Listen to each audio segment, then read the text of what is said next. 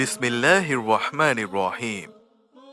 জিবরাইল আলাইহিস সালামকে সৃষ্টি করার পর তিনি আল্লাহ তাআলাকে জিজ্ঞেস করলেন, ইয়া রাব্বুল আলামিন, আপনি কিসে খুশি হন?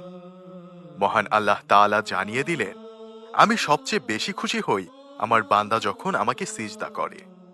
অতঃপর তিনি আল্লাহ তাআলাকে সিজদা করলেন ৩০,০০০ বছর ধরে। তিনি মনে মনে ভাবলেন, আমার চেয়ে এত দামি, এত বড় লম্বা সিজদা দুনিয়ায় আর কেউ করতে পারবে না। আল্লাহ তাআলা নিশ্চয়ই আমার প্রতি খুশি হবেন।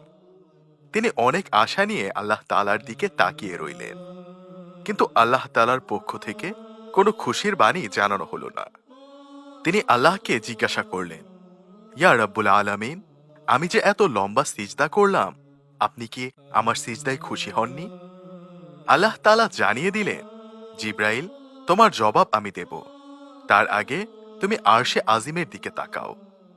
তিনি তাকিয়ে দেখলেন, আল্লাহ রাব্বুল আলামিনের আরশে আল্লাহর কুদরতি নূর দ্বারা লেখা রয়েছে, লা ইলাহা ইল্লাল্লাহু মুহাম্মাদুর রাসূলুল্লাহ সাল্লাল্লাহু আলাইহি ওয়াসাল্লাম। তিনি জিজ্ঞাসা করলেন, হে আল্লাহ, আমার সিজদার সাথে এই কালেমার কি সম্পর্ক? মহান আল্লাহ তাআলা বললেন, হে জিবরাইল, শোনো, আমি আল্লাহ দুনিয়া তৈরি করব। সে দুনিয়ার মানব জাতি ও জিনজাতির হেদায়েতের জন্য লক্ষাধিক নবী রাসূলকে পাঠাবো। সর্বশ্রেষ্ঠ ও সর্বশেষ নবী মুহাম্মদ সাল্লাল্লাহু আলাইহি ওয়াসাল্লামকে পাঠাবো। এই শ্রেষ্ঠ নবীর উম্মতের ওপর আমি ৫ ওয়াক্ত নামাজ ফরজ করব। আর সেই ৫ ওয়াক্ত নামাজে ১৭ রাকাত নামাজ তাদের জন্য ফরজ করা হবে, এবং প্রত্যেকটা রাকাতের মধ্যে ২টি করে সিজদা হবে।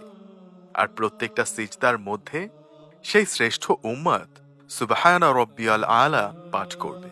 হে জিবরাইল, তুমি জেনে রাখো, আমার ওই মাহবুব নবীর উম্মত যখন সিজদায় গিয়ে সুবহানা রব্বিয়াল আলা বলে আমাকে ডাক দিবে, জিবরাইল, তুমি ৩০,০০০ বছর সিজদা করে যে নেকি পেয়েছ, আমি আল্লাহ আমার বান্দার আমল নামায় এর থেকেও ৪০,০০০ গুণ বেশি নেকি লিখে দেব।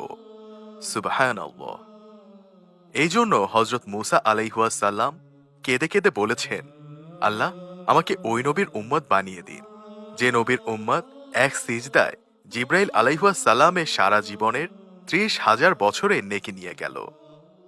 এজন্যই ঈসা নবী আলাইহিস সালাম আল্লাহর কাছে আকুতি ভরে দোয়া করেছেন যে, হে আল্লাহ, আমাকে আখেরে নবী, বিশ্বনবী হযরত মুহাম্মদ সাল্লাল্লাহু আলাইহি ওয়াসাল্লামের উম্মত বানিয়ে দিন।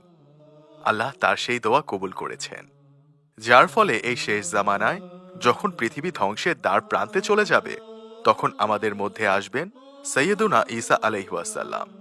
তিনি এসে দাজ্জালকে প্রতিহত করে বিশ্বব্যাপী আবার শান্তি প্রতিষ্ঠা করবে। আমরা সেই শ্রেষ্ঠ নবী হযরত মুহাম্মদ সাল্লাল্লাহু আলাইহি ওয়াসাল্লামের উম্মত। আমাদের কি করা উচিত আর আমরা কি করছি? আল্লাহ আমাদের ৫ ওয়াক্ত নামাজ পড়ার তৌফিক দিন, বেশি বেশি করে সেজদা করার তৌফিক দিন। আমিন।